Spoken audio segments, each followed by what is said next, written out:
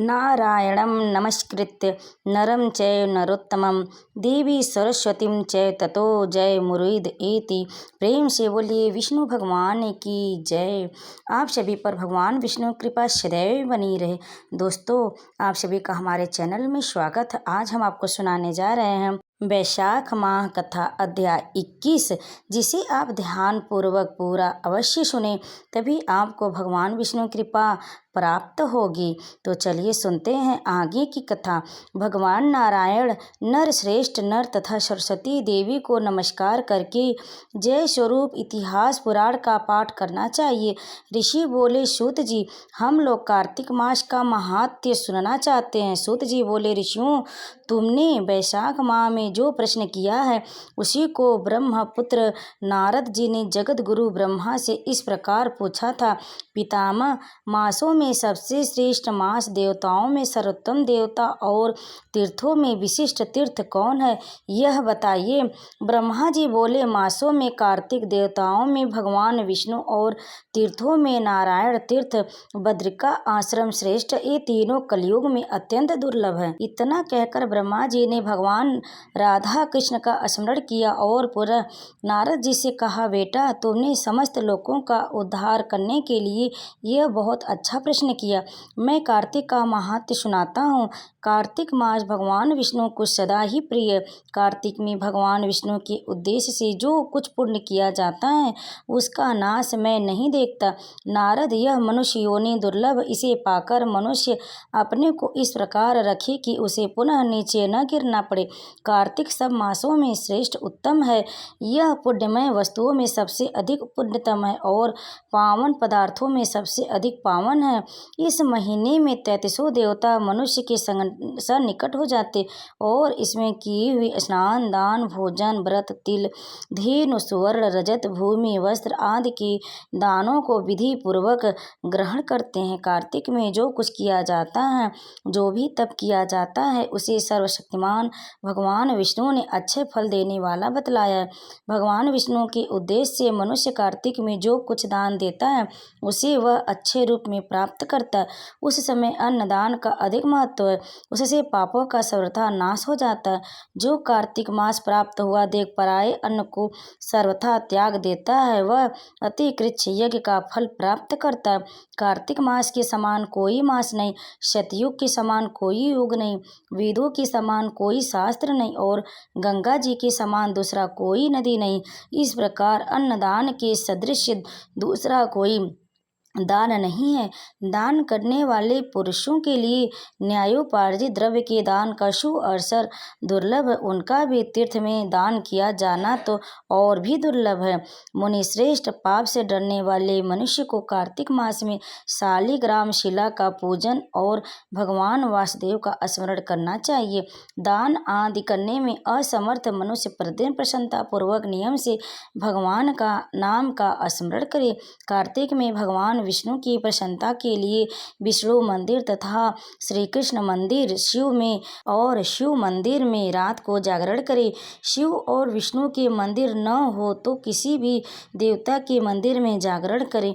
यदि दुर्गम वन में स्थित हो या विपत्तियों में पड़ा हो तो पीपल के वृक्ष की जड़ में सदा तुलसी के वनों में जागरण करे। भगवान विष्णु के समीप उन्हीं के नामों और लीला कथाओं का गायन करे।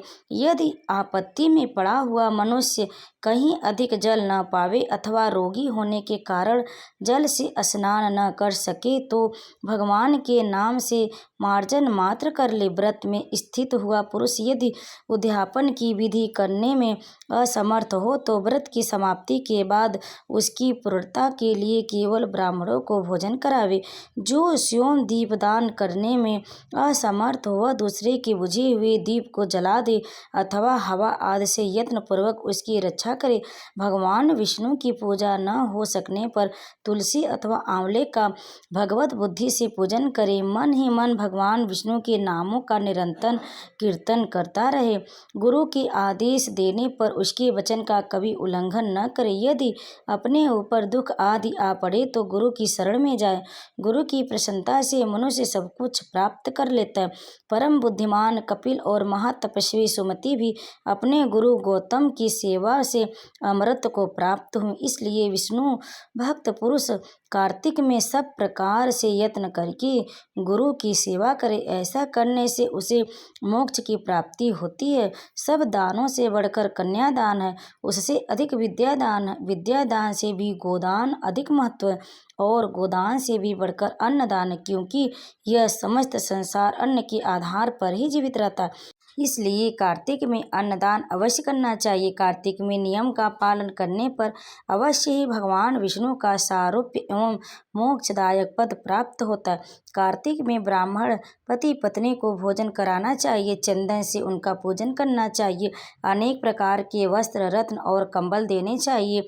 ओढ़ने के साथ ही रोईदार बिछावन, जूता और छाता भी दान करने चाहिए। कार्तिक में भूमि पर शयन करने वाला मनुष्य युग युग के पापों का नाश कर डालता। जो कार्तिक मास में भगवान विष्णु के आगे अरुणोदय काल में जागरण करता है और नदी में स्नान, भगवान विष्णु की कथा का श्रवण तथा नित्य प्रति भगवान विष्णु का पूजन करता है, उसके पितरों का नरक से उद्धार हो जाता है।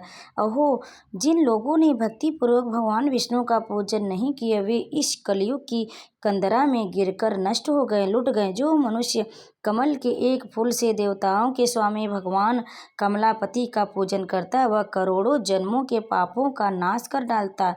मुनि श्रेष्ठ, जो कार्तिक में 1,00,000 तुलसी दल चढ़ाकर भगवान विष्णु की पूजा करता है, वह एक एक दल पर मुक्ति दान करने का फल प्राप्त करता है। जो भगवान के श्री अंगों से उतारी हुई प्रसाद स्वरूपा तुलसी को मुख में, मस्तक पर और शरीर में धारण करता है, वह भगवान के निर्मल्यों के अपने अंगों का मार्जन करता है। वह मनुष्य संपूर्ण रोगों और पापों से मुक्त हो जाता है। भगवत पूजन संबंधी प्रसाद स्वरूप शंख का जल, भगवान की भक्ति, निर्मल पुष्प आदि चरणोदक, चंदन और धूप ब्रह्म हत्या का नाश करने वाले हैं। नारद, कार्तिक मास में प्रातः काल स्नान करें और प्रतिदिन अपनी शक्ति के अनुसार ब्राह्मणों को अन्न दान दें, क्योंकि सब दानों में अन्नदान ही सबसे बढ़कर है। अन्न से ही मनुष्य जन्म लेता है और अन्न से ही बढ़ता है। अन्न को समस्त प्राणियों का प्राण माना जाता है। अन्नदान करने वाला पुरुष संसार में सब कुछ देने वाला और संपूर्ण यज्ञों का अनुष्ठान करने वाला है। पूर्व काल में सत्यकेतु ब्राह्मण ने केवल अन्नदान से सब पुण्यों का फल पाकर परम दुर्लभ मोक्ष को भी प्राप्त कर लिया था। कार्तिक मास में अनेक प्रकार के दान देकर भी यदि मनुष्य भगवान का चिंतन नहीं करता, तो वे दान उसे कभी समाप्त नहीं करते। भगवान नाम स्मरण की महिमा का वर्णन मैं भी नहीं कर सकता। गोविंद गोविंद हरे मुरारी, गोविंद गोविंद मुकुंद कृष्ण, मुकुंद गोविंद गोविंद रथांग पाड़े, गोविंद दामोदर माधवीत। इस प्रकार प्रतिदिन कीर्तन करें। नित्य प्रति भगवान की आधे श्लोक या चौथा श्लोक का भी कार्तिक में श्रद्धा और भक्ति के साथ अवश्य पाठ करें। जिन्होंने भागवत पुराण का श्रवण नहीं किया, पुराण पुरुष भगवान नारायण की आराधना नहीं की और ब्राह्मणों के मुख रूपी अग्नि में अन्न की आहुति नहीं दी, उन मनुष्यों का जन्म व्यर्थ ही गया। देवर्षि, जो मनुष्य कार्तिक मास में प्रतिदिन गीता का पाठ करता है, उसके पुण्य फल का वर्णन करने की शक्ति मुझ में नहीं है। गीता के समान कोई शास्त्र न तो हुआ है और न होगा। एकमात्र गीता ही सदा सब पापों को हरने वाली और मोक्ष देने वाली है। गीता के एक अध्याय का पाठ करने से मनुष्य घोर नरक से मुक्त हो जाता, जैसे जड़ ब्राह्मण मुक्त हो गया था। 7 समुद्रों तक पृथ्वी का दान करने से जो फल प्राप्त होता है, शालिग्राम शिला दान करने से मनुष्य उसी फल को पा लेता। अतः कार्तिक मास में स्नान तथा दान पूर्वक शालिग्राम शिला का दान अवश्य करना चाहिए। और यह कथा यहीं पर समाप्त हुआ। आप सभी पर श्री कृष्ण भगवान की कृपा सदैव बनी रहे। कथा को अंत तक सुनने के लिए आप लोगों का बहुत बहुत धन्यवाद। आगे की कथा आप अगले अध्याय में अवश्य सुने। तो प्रेम से बोले विष्णु भगवान की जय।